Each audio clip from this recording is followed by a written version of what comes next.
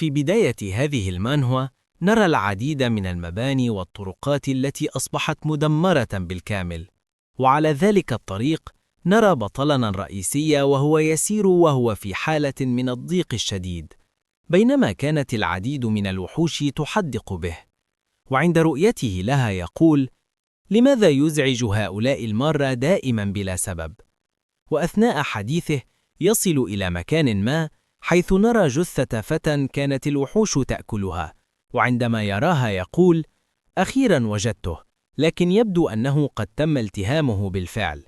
وبعد أن يقول ذلك يقوم بإطلاق هالته، فلتلتفت الوحوش نحوه وتبدأ في التحديق به. عندها يخبره النظام برسالة تقول: الوحش رقم 435 يحدق بك، الوحش رقم 221 يحدق بك، الوحش رقم 2022 يحدق بك. وعندما يرى هذه الرسائل يقول: أخيراً، ماذا سأفعل بهذا الاسم المقزز؟ وبينما كان يقول ذلك تهجم عليه جميع هذه الوحوش بغضب لمهاجمته، وعندما يرى ذلك يخرج سيفه فتتفاعل العديد من مهاراته، وفي ضربة واحدة يقضي على الوحوش الثلاثة.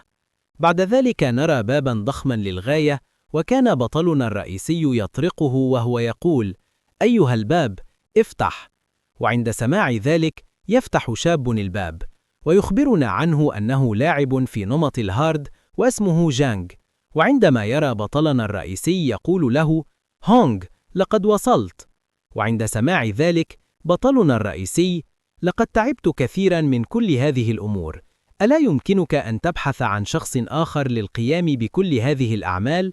فيرد ذلك الشاب قائلا: هونغ، أنت تعرف جيدا أن هذا العمل لا يستطيع أحد غيرك القيام به. ثم ينظر حوله ويقول: لكن أين ذلك الفتى الذي كان قد هرب؟ فيجيبه بطلنا الرئيسي: لقد مات، وقد أكلت الوحوش جميع أجزاء جسده.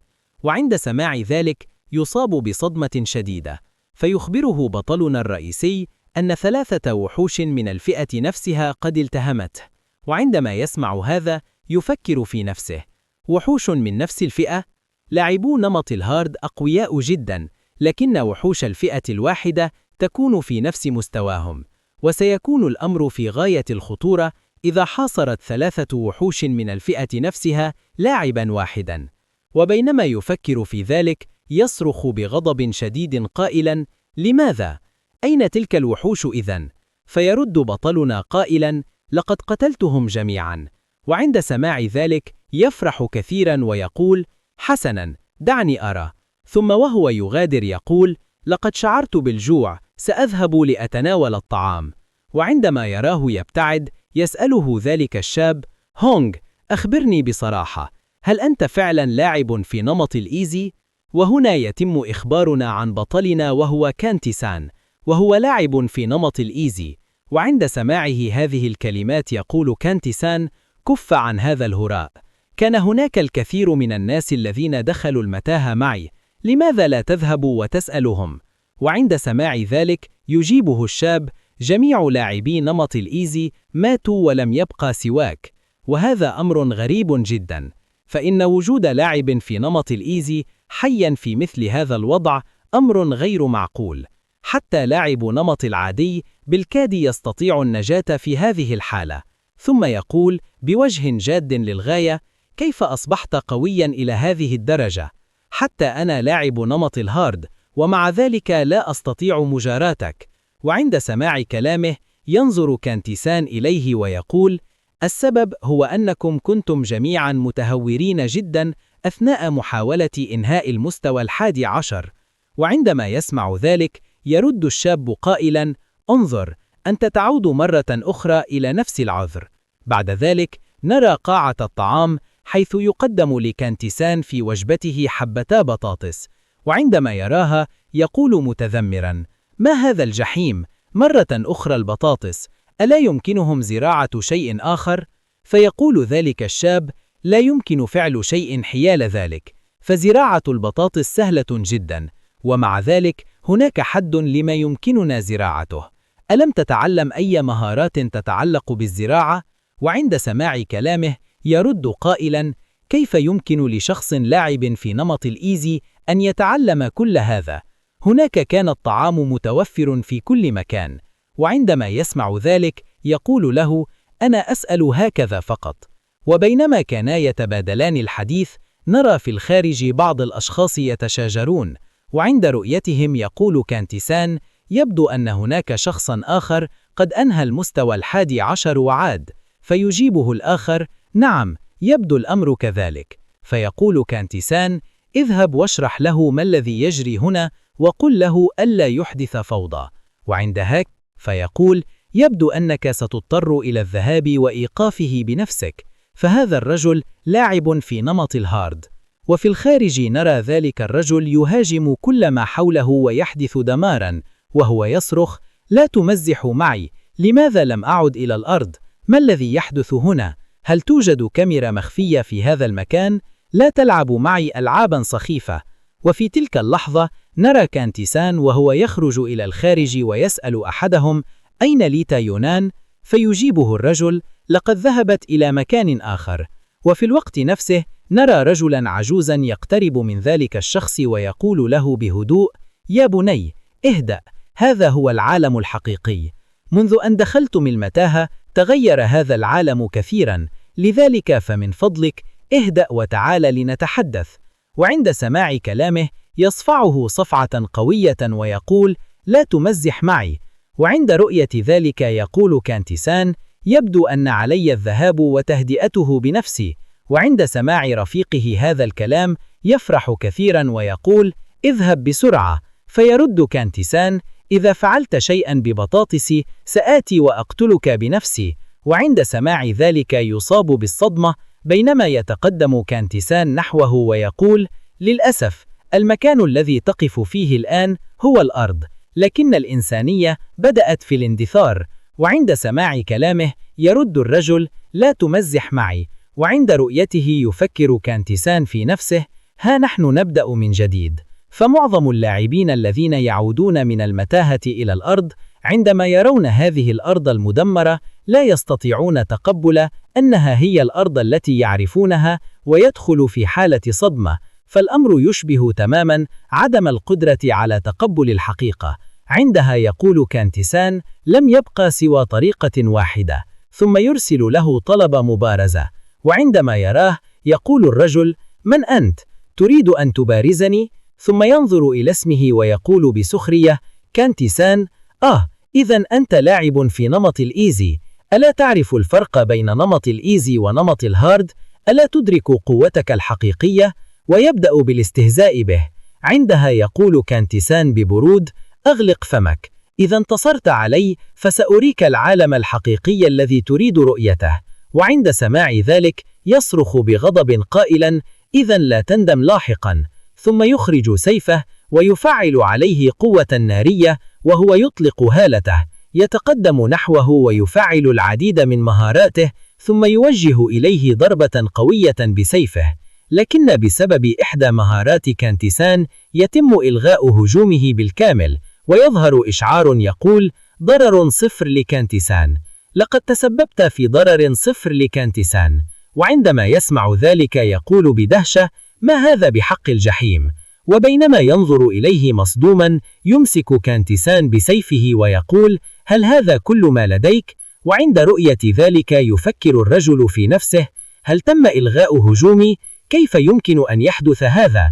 لم أسمع بشيء من هذا القبيل من قبل. وفي تلك اللحظة يبعد كانتيسان سيفه إلى الجانب ويقول: الآن جاء دورك. ثم يوجه له لكمة تصيبه بضرر قدره 49. وعند رؤية ذلك يفكر في نفسه: 49 ضرر، بالضبط 49 نقطة فرق في الإحصاءات والمستوى بين لاعب الإيزي ولاعب الهارد، وهو فرق لا يمكن تغييره. وبينما كان غارقا في هذه الأفكار يجهز كانتيسان لكمة أخرى ويقول: قدرتك على التحمل تتجاوز 10,000، أليس كذلك؟ هل قلتها بشكل صحيح؟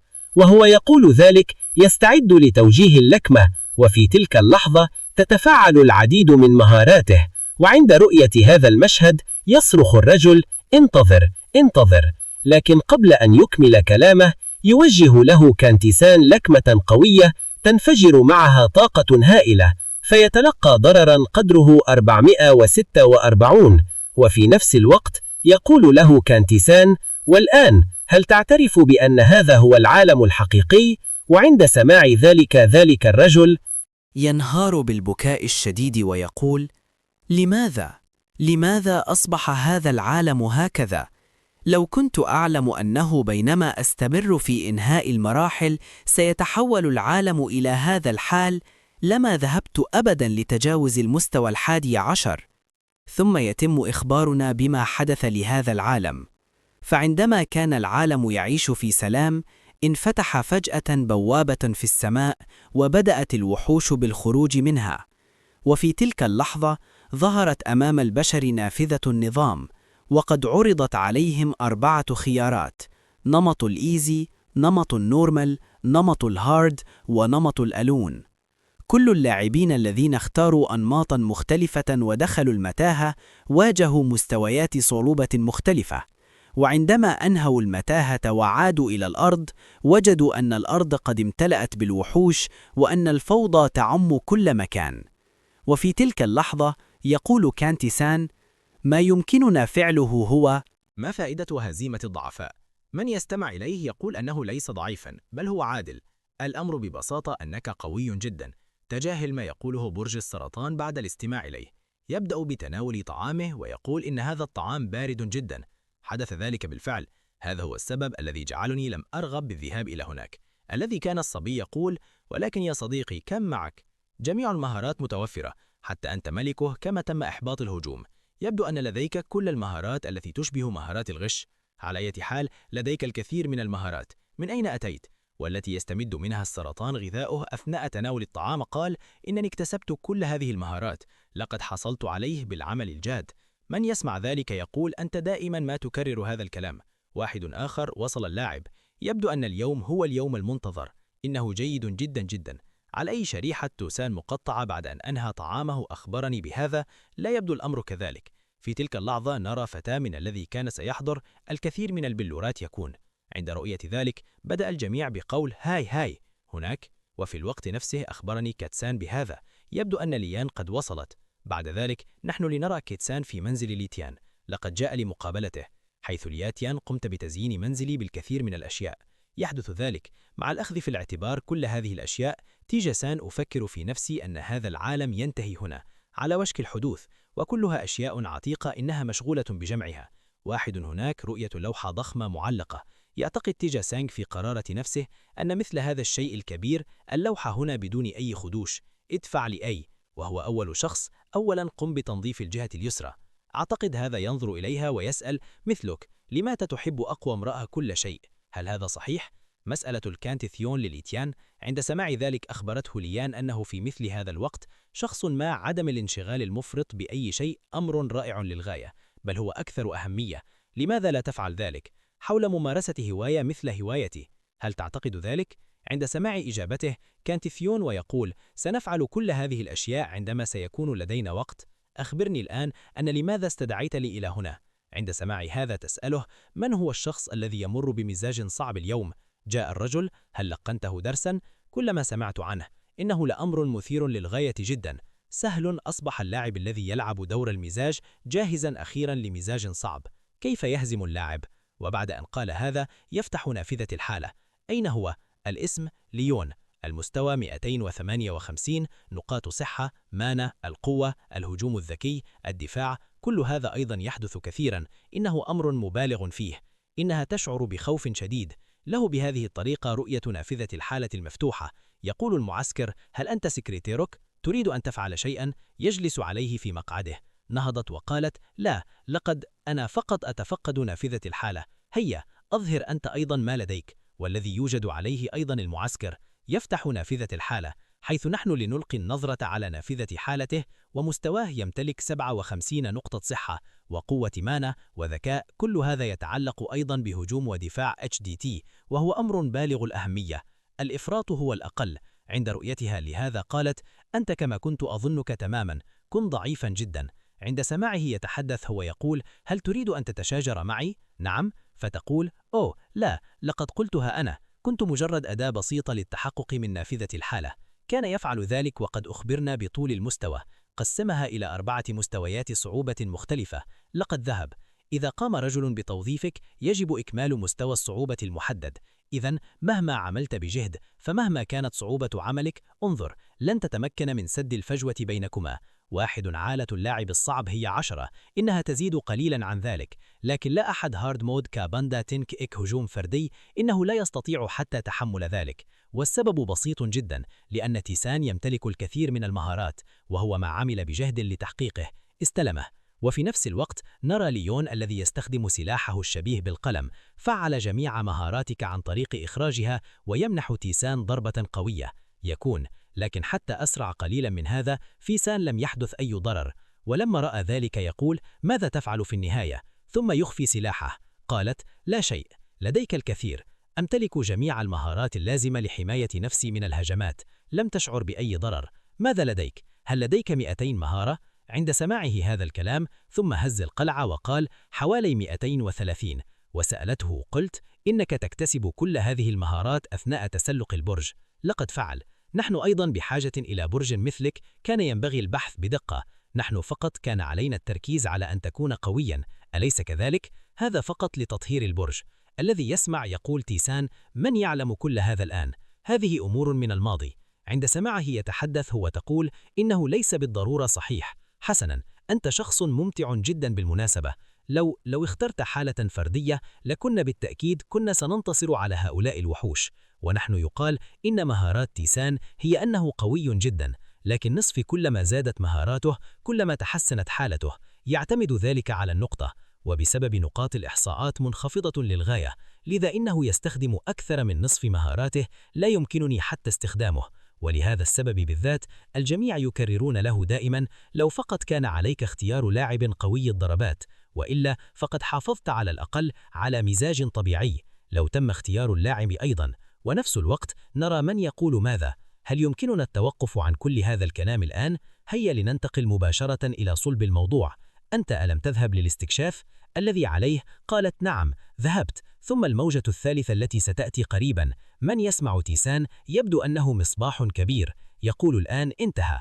قليل من كل شيء. من حين لآخر تستمر موجات من الوحوش في القدوم، حيث يقتل الكثير من الناس، وغير ذلك الكثير انهيار المباني. دمرت المدينة بأكملها. دعنا نذهب. في الموجة الأولى غطينا السنة بالكامل، فقدنا إنسانا، وفي الموجة الثانية نخسر أكثر من نصف اللاعبين ذوي المزاج الصعب أعطى، وفي الموجة الثالثة نبدأ فقط بي. لم يكن بوسعنا سوى إنقاذ المدينة، والآن قد حلت هذه الموجة. كانت كذلك سابقا. ثم يسألها: كم عدد هذه المرة ستأتي المزيد من الوحوش؟ الذي عليه وتقول: إن 2 من الوحوش من الفئة S، وعشرات وحوش من الفئة A الكاملة، وآلاف وآلاف وحوش فئة B، ورسول وحش الفصل. عند سماع ذلك جاء تيسان إلى وضع يده على جبهته، وفكر في هذا الوضع. لقد أصبح الوضع سيئا جدا. من هنا كان يونان الذي كان يكذب في هذا الوضع صعبا للغاية التعامل مع وحشين من الفئة S، ونحن في مزاج صعب للغاية. اللاعب القادر على هزيمة وحش من الفئة A كان بإمكانه التعامل معه، وحتى أحد الرسل سيأتي وحش الفصل أيضا وهو S، وهو أيضا يجتاز الفصل. كل هذا أنا أفكر فيه. ثم يقول: ليتيان، لكن علينا القتال. تيسان: لك 2 منكما فقط يستطيعان التعامل مع وحش الحلوى. يأخذ. عند سماعه هذا قال: هل تريد أن أموت؟ بعد سماع كل هذا يقول تيسان وهو يغادر: يبدو أن كل هذا انتهى. فتسأله عمه: هل يجب أن أعلن هذا للجميع؟ الذي يقوله تيسان: إنه على الأقل يجب أن نكون عقليا، يجب أن يكون المرء مستعدا. هل يمكنني أن أتركهم يموتون دون أن يعرفوا شيئا؟ عند سماعها هذا قالت: إن هذا أفضل سيكون. عند سماع هذا توقف تيسان عند هذا الحد وقال: لكنني لا أعتقد ذلك. وبعد أن قال هذا يبتعد من هناك. شاهدته وهو تقول ليان: تيسان، أنت جدا قوي ويمكنك أن تقودنا، لكنني خجول جدا. هي كانت تحمل بلورة في يدها وهي تقول ذلك. يكون. بعد ذلك سنرى بعض اللاعبين الذين يكتشفون أن هجوم الوحش سيحدث. كل هذا يتعلق بي. إنهم يبكون كثيرا. هو يقول: كل شيء. كنت أعلم أن هذا اليوم سيأتي يوما، سيأتي، لكن هذا كثير علي. أشعر بالاشمئزاز. وفي نفس الوقت نرى تيسان وذلك الصبي، حيث يسألها تيسان: وماذا عنك؟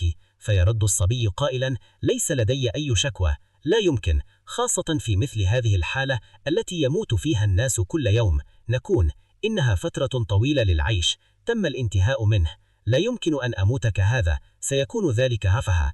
يقول تيسان في لحظة موته: يا له من رفها، وقد صدمت ذلك بشدة. وهو ينظر إلى الصبي الذي كان في مزاج سيء، يقول الآن: عندما أعتقد أنه مثير للشفقة للغاية، يكون عندما رآه قال ذلك الرجل أيضا: نعم، أنت محق. بعد كل هذا الكفاح خرجت وهي تجتاز البرج، ويجب أن يموت في اليوم الذي يظهر فيه. في الواقع ليس لديه أي حظ على الإطلاق. ويسأل تأسام عنك: ما أنا؟ إذا أجبت بصدق أعتقد أنك أهم شخص هنا. أنت تشعر بالإحباط. إذا كنا جميعا ملكك، لو أننا عملنا بنصف هذا الجهد فقط لكنا ليس عليك النظر إلى الموقف. على أي توتر يقول: نعم، أنا سعيد جدا، أشعر بالإحباط، والموت بهذه الطريقة يكفيني بسبب الإحباط. وفي نفس الوقت نرى تفتح البوابة وتخرج منها الوحوش. توقعوا ماذا سيحدث في الفيديو القادم، ومع السلامة يا أساطير. لقد بدأ الأمر. كل تلك الوحوش عندما رأى الصبي ذلك سأل: واو، أنا مجنون، سأكون كذلك.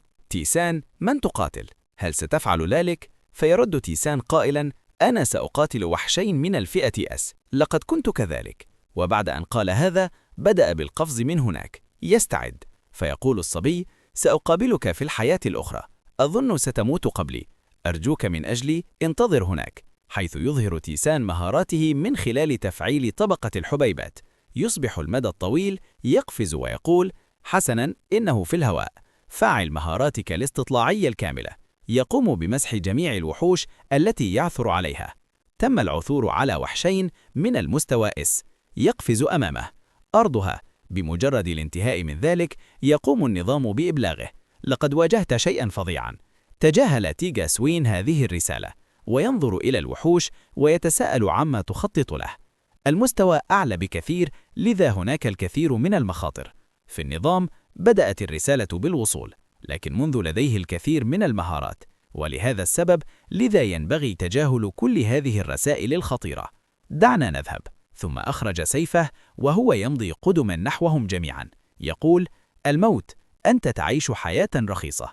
وبعد أن قال هذا أخبرهما كليهما: وأنت تتقدم نحو الوحوش، عقلك أظنه سيكون الأمر جيدا طالما لا ينبغي أن يكون هذا الوحش من النوع الدفاعي. لكن لسوء الحظ هذا الوحش دفاعي، إنه مجرد نوع، وهذا الوحش يقفز. هو على وشك أن يضربها ويصادفها، أي يستطيع المراوغة بسرعة بفضل مهاراته. وتقول شركة كار إن قدرتها تبلغ 144 مليون. ما هذا الهراء؟ وأخيرا، أنا كم من الوقت سيستغرق القضاء عليه؟ بعد قول هذا ينظر إلى الوحش الآخر، حيث نحن لنرى ذلك أيضا. أيها الوحش ذو القدرة على الدفاع عن المدى البعيد. يحدث ذلك، لكن قدرته على التحمل تبلغ 1.25 مليون. يحدث ذلك. عند رؤيته لهذا قال: اقتله، سيكون الأمر أسهل قليلا. وبعد قوله هذا هو يركض نحوه ويضربه بسيفه. يبدأ زر الأعلى بضرب زر القطع، لكن بضربته القاطعة يحصل ذلك الوحش على 42 ضرر، 38 ضررا و32 ضررا. هذا وهو ينظر إلى اللوحات يفكر في نفسه. بسبب مخالبه فإنه يمتلك المزيد، لا يبدو أنه متضرر. وهو يفكر في هذا بالتحرك للأمام نحو الرأس. في ذهنه هو يعتقد أنني يجب أن أكون في رأسه. هناك حاجة لذلك، لكنه رآها قادمة نحو رأسه. عند رؤيتها هاجم الوحش كالبرق. بعد تحضيره ضربه بقوة، لكن بسبب نطاقها يتم الإبلاغ المطلق. هذا لا يسبب أي ضرر له. هذا من خاصته عند رؤية الهجوم. يفكر في نفسه: لا مفر من هجوم مخالبها. يستطيع، لذا علي أن أبذل قصارى جهدي، أي أنني يجب أن أتوقع ذلك. متى وأين سيحدث هذا الهجوم؟ هو وبعد أن فكر في ذلك بدأ يتجنب هجومها واندفع بسرعة نحو رأسه متفاديا. وبعد تقدمه تلقى ضربة قوية على رأسه، ضربات تسبب 48 ضررا. يبدو الأمر كذلك. لكن بسبب هذا الهجوم غضب الوحش بشدة، يهاجم البرق كل مكان، بمخالبه يبدأ فعل ذلك. ولفترة من الوقت بعد هذا الهجوم، عندما يقوم هذا الوحش بالتبريد، ثم نرى تيسان من يستطيع القفز ومهاجمة هذا الوحش. يفكر في نفسه وهو يقترب. نطاق الوحش هو نوع هجوم ومدى هجوم. الوحوش الهجومية هي دائما من النوع الدفاعي، محمية منه، لكن قول هذا يبتسم ويظهر إحدى مهاراته.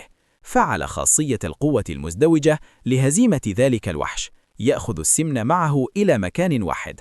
السبب في ذلك يقال إنها لمدة دقيقة واحدة. الوحش رقم 7 لا يستطيع أن يسبب لك أي ضرر، لن أحصل عليه. يمسك تيسان بسيفه، تعزيز مهاراتك المتعددة ينشط، ويفكر في عقله: لو كانت التي يونان هنا لكانت أفضل مني، كان بإمكاني قتل هذا الوحش بسهولة أكبر، لكنني أستطيع بسهولة هزيمة هذا الوحش بقدر هزيمته، لأن لدي المزيد. لا يوجد شارع، أنا أعتمد فقط على مهاراته، أستطيع نقلها.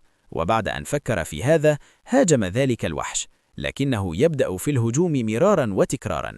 بكل بساطة، بعد أن هاجمه لفترة طويلة ينتهي الوحش، لكن ذلك الوحش بعد قتله يصبح لديه المزيد من السحر. لم يعد هناك أي جدوى. بالنظر إلى هذا يقول: إنني أشعر كما لو أنني سأفقد عقلي. أكون. ثم نرى وحوشا أخرى. ما تبقى هو يقاتل معه أيضا. كان هذا يحدث. كرر نفس الشيء باستمرار، يستمر في فعل ذلك. تشاجر معه مرارا وتكرارا، يستمر في فعل ذلك. استمر في القتال على هذا النحو، ولهذا السبب فإن عقله في حالة مختلفة، يصل إلى هناك، ولهذا السبب يطلق عليه النظام يرويها. عقلك الذي هو في حالة من الانطباع الأعمى قد وصل، وحدوث شيء كهذا يعد معجزة. الأمر أشبه بالوجود. حتى تتمكن من تعلم مهارة جديدة، أحصل على ما هو روحي.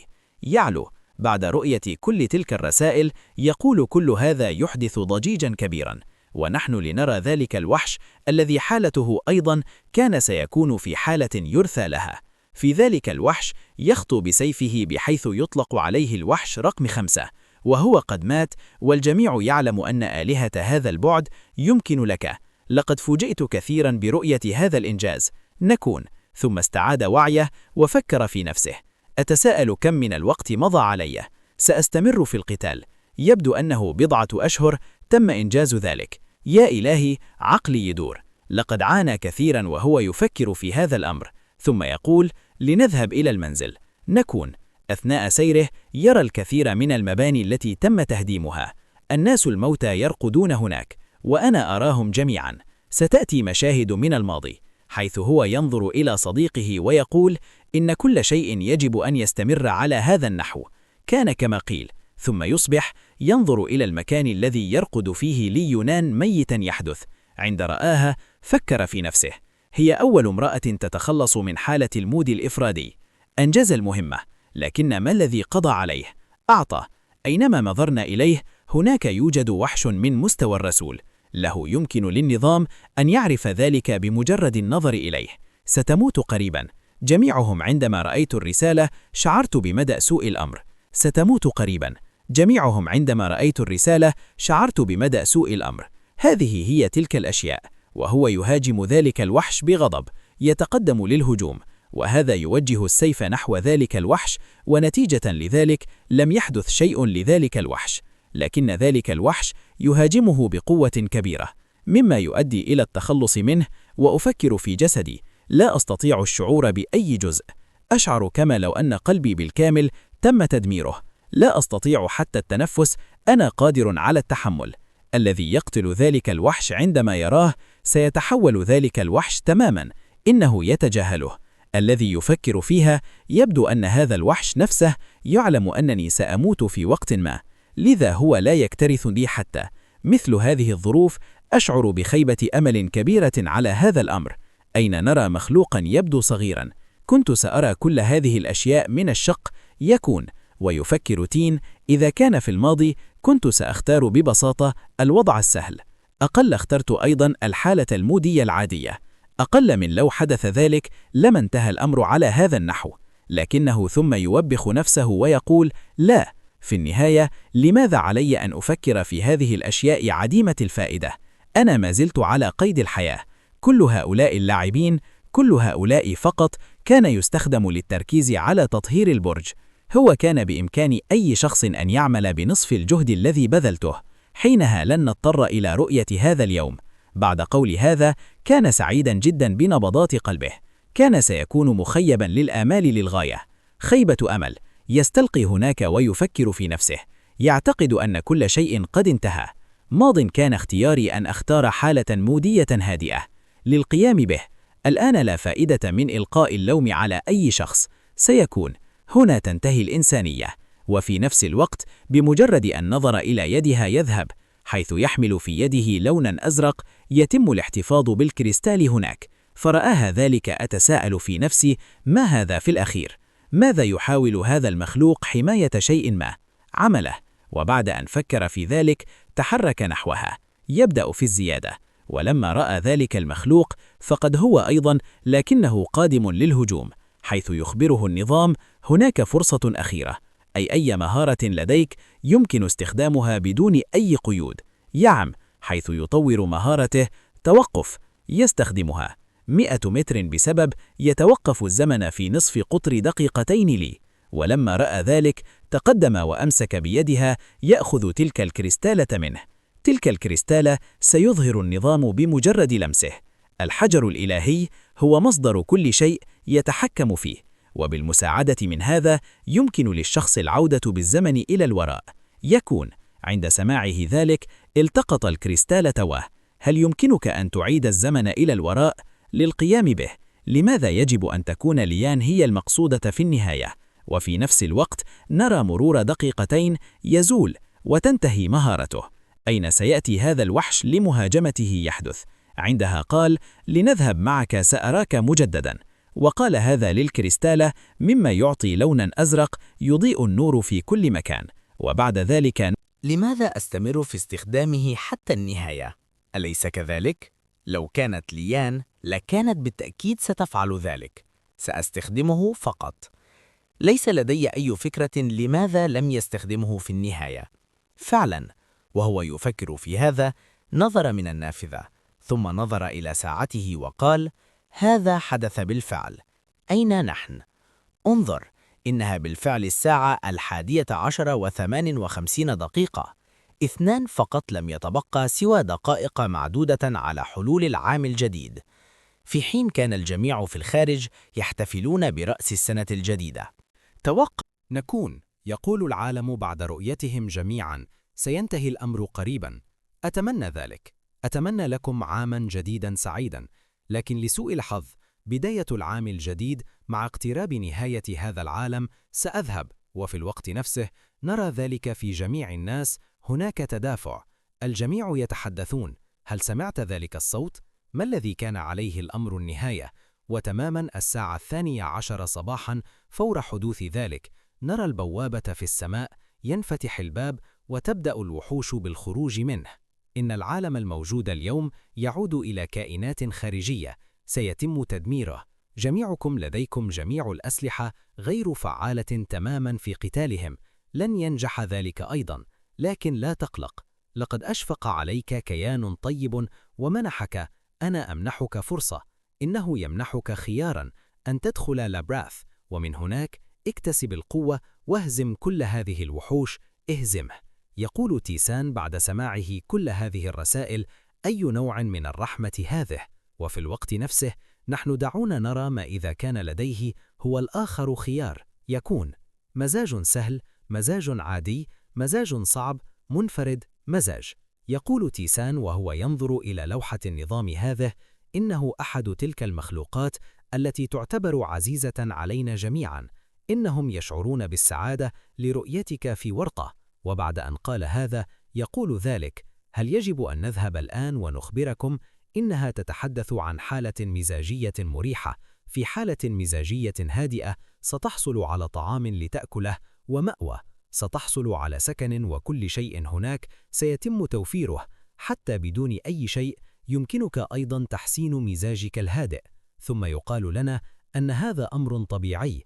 بخصوص الحالة المزاجية، أنت في حالة مزاجية طبيعية، عليك أن تقاتل من أجل البقاء، أنت تقاتل الوحوش للحصول على الطعام، سيكون كذلك.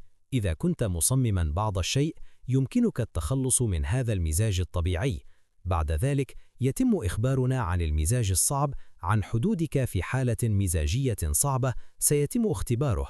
الحصول على الطعام سيكون الأمر صعبا للغاية هنا. الوحوش هنا تخاطر بحياتها، سأقتلك إذا لم تكن في كامل وعيك، فأنت قد تقتل هنا. ثم نحن تتحدث عن حالة مزاجية فردية، منفرد، ستكون في مزاج مناسب. هل يوجد أحد هنا؟ لن أبقى معك. أنت في هذه الحالة المزاجية ليس من أي شخص في عالمك، ستتمكنون من اللقاء. من يمكنك مقابلتهم هنا؟ هذا مجرد وحوش ومغامرات وشخصيات غير قابلة للعب. لقد اختبرت كل شيء من أجلك هنا. سأذهب. الحظ والموهبة والحكمة والاستراتيجية هي من المستحيل أن تنجو في هذا المكان، ويقال أنه إذا كنت تقدر هذا فلا تختر هذه الحالة المزاجية. افعل ذلك. يقول تيسان بعد رؤيتهم جميعا: سيصل قريبا. وبعد أن قال هذا دخل في وضعية الانفراد، يختار أي واحد لاختيار الوضع الفردي. بعد أن يقول النظام ذلك: آمل، أتمنى لك التوفيق. وبقول هذا كان ذلك في لابارث يتم نقله عن بعد. أن تأتي إلى هناك في وقت لاحق. ابتسمت تيسان وقالت: وقت طويل، لقد عدت إلى هنا بعد ذلك. وبمجرد وصولهم يبحث في قسم الأفراد في المنتدى، حيث يكون صبي يدعى كانغ جونغ هونغ. كان سيتم نشره. ما الذي يحدث؟ أخي، هل أنت هنا؟ بعد رؤية ذلك المنشور أتساءل إن كان موجودا هنا بالفعل. وصلت رسالة واحدة: لا أعرف من هذا، لكنها سرعان ما أدركت الموقف. يكون. وبعد أن فكر تيسان في ذلك أجابه: قول فقط: قاتلوا. وقد قيل لنا المجتمع ليس إلا وسيلة للمساعدة، ومن هنا لدينا لاعبون بمستويات مختلفة من الصعوبة، يمكننا التحدث إليهم ويمكننا التحدث إليهم. يمكنك أيضا مشاركة خطتك. تيغا-سان، عزلت نفسي عن المجتمع وفكرت في نفسي: قريبا سيتبنى الناس كل هذا. وهو يمضي قدما يفكر، ثم يتذكر الماضي عندما يسألها يون عما إذا كانت إيزي في مزاج جيد. كيف يبدو شكل الشخصية غير القابلة للعب في المكان الذي تم وصفها؟ أن الشخصية غير القابلة للعب في مزاج سهل ليست إلا روبوت. هناك أنواع، حيث يعطي نفس الإجابة. كرر ذلك مرارا وتكرارا. نفس السلوك، استمر في تكرارها مرارا وتكرارا. وليون سيقال أنه مختلف تماما في حالة العزف المنفرد. يحدث. الشخصيات ذات الحالة المزاجية المنفردة رائعة جدا. هم أكثر ذكاء، وهم يمكنك العمل وفقا لذلك قطعا مثل شخص حقيقي. وفي الوقت نفسه نرى إلى تيسان الذي وصل إلى بوابة لابارث. انتهى الأمر، وشخصية غير قابلة للعب تستريح هناك. إنه يفعل. عندما رآها فكر في نفسه، يظن أن شخصية حارس البوابة في حالة مزاجية هادئة. هناك رجل عجوز عادي ذو شعر أبيض. هو يفكر في هذا الأمر، ثم هو يسأله: الشخصية غير القابلة للعب، هل أنت هنا بالفعل؟ لقد أتيت. كنت أظن أن لديك سيستغرق الأمر شهرا. بعد سماع كلماته أخبره تين هذا ما يفكر فيه ليون في نفسه، وهو يشاهد إنها أقوى بكثير من. ماذا الآن؟ هل يمكننا أن نسمي حتى حارس البوابة؟ تلك البوابة، يقول حارس البوابة: حسنا، أولا وقبل كل شيء أنت تهانينا. أنا رجل محطم، وأنا حارس هذا المكان، ودليلك أيضا لأنني أريد أن أتحدى هذا البرج. لقد فشلت، وهكذا أصبحت حارس البوابة. ذهب. ويبدو أن هذا يحدث في عالمك. التعرض للهجوم من قبل مخلوقات خارجية كان في السابق. إذن لديك هذه الفرصة تم تقديمها. عند سماع كلماته تين هو يفكر في عقله. بقلم لي تيون: كنت محقا تماما. طريقة كلامه يبدو أنه شخص حي. يكون. الشخصية سولو مود NPC رائعة جدا. إنه إنسان حي، والأهم من كل هذا هو من عالم محطم، هو يفكر الشخصية غير القابلة للعب في نفسه عند رؤية تين. لماذا هذا الطفل هادئ للغاية؟ لو كان يعيش في عالم سلمي، أليس هذا وقت الذعر؟ ضروري.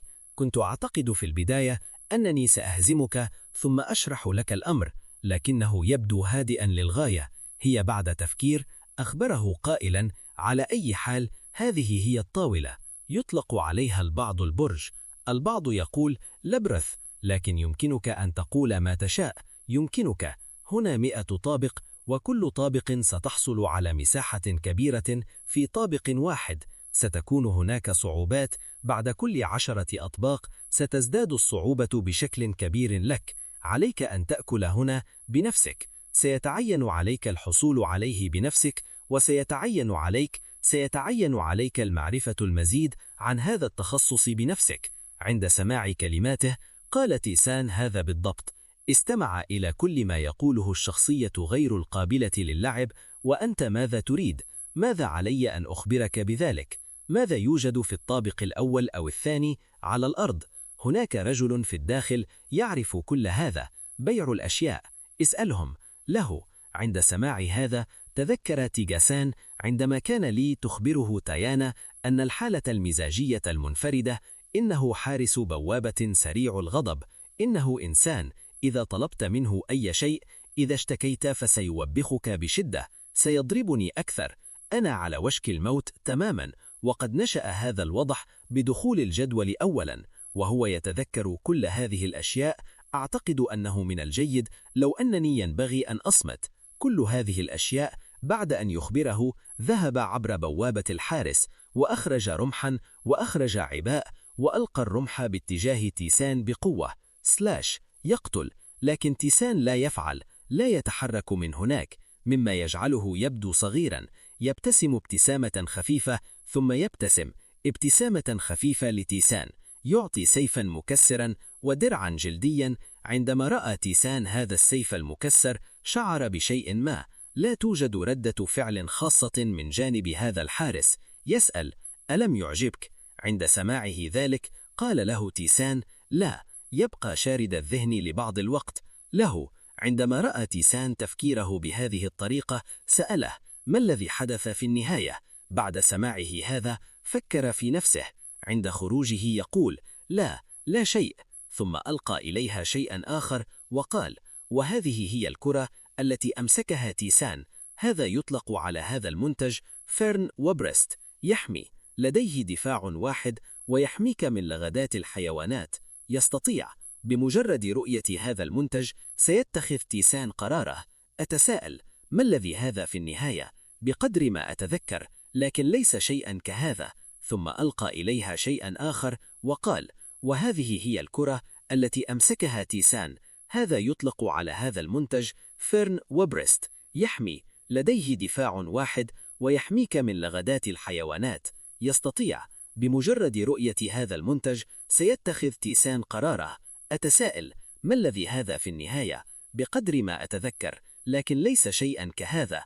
ثم ألقى إليها شيئا آخر وقال: وهذه هي الكرة التي أمسكها تيسان. هذا يطلق على هذا المنتج فيرن وبرست، يحمي، لديه دفاع واحد ويحميك من لغدات الحيوانات. يستطيع. بمجرد رؤية هذا المنتج سيتخذ تيسان قراره. أتساءل ما هذا في النهاية؟ بقدر ما أو إلى هذا الحد أتذكر ليتيان، لكن ليس شيئا كهذا. تم العثور عليه، ثم يخبره حارس البوابة: هناك العديد من المهارات التي ستتم إضافتها. عندما تدخل اللابرنث سترى ذلك. اذهب وتحقق من ذلك بنفسك. كلماته. عند سماع ذلك قال تيسان: حسنا، شكرا، ويدخل المركبة. عليه أن يذهب. عند الرؤية ذلك قال حارس البوابة: حظا سعيدا. ويفكر في نفسه: هل هذا الرجل هل كان يبتسم؟ هل يدخل إلى الطاولة؟ هل أنت متحمس لقيام ذلك؟ ثم حارس البوابة: أعتقد أن كونك حارس بوابة أمر مهم. أكثر المتحدين عبقرية لقد قابلتك، لكن لا يوجد أي منهم على هذه الطاولة. لم يستطع التغلب، لكنني الآن كان هناك شيء مختلف في الرجل الذي رأيته، لا موهبة ولا قدرة. شيء آخر، كان هناك شيء مختلف فيه، شغف بالبقاء على قيد الحياة. وبعد أن فكر في كل هذا، جلس هناك مرتاحا مرة أخرى، ثم يذهب ويقول: أتمنى ذلك. كان بإمكانه النجاة. بعد ذلك ننظر إلى 10 ممن يدخلون هذا العامل. هذا ما يخبرنا به النظام.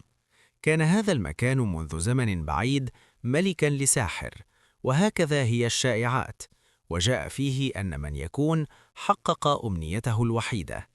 وهذا المكان أشبه بقفص حيث تعيش مخلوقات شديدة الخطورة.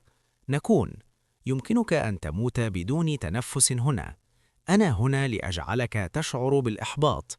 كل شيء متوفر لذلك. بعد ذلك ننظر إلى يقع متجر تايسون عند مدخل الطابق الأول. كنت سأدخله عبر النظام. يقال ذلك.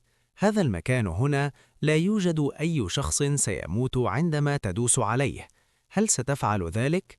قوة هذا المكان أقوى، ليس هناك.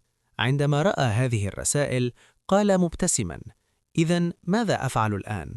هل أبدأ؟ ثم يقال له إن الرئيسي لقد حان وقت المهمة. يوجد الكثير من الناس في هذا المكان. هناك مواقع مخفية وأسرار. يمكنك عند اكتشاف أي سر وفي أي سيكافأ من يجد الموقع المخفي. توقعوا ماذا سيحدث في الفيديو القادم، ومع السلامة يا أساطير.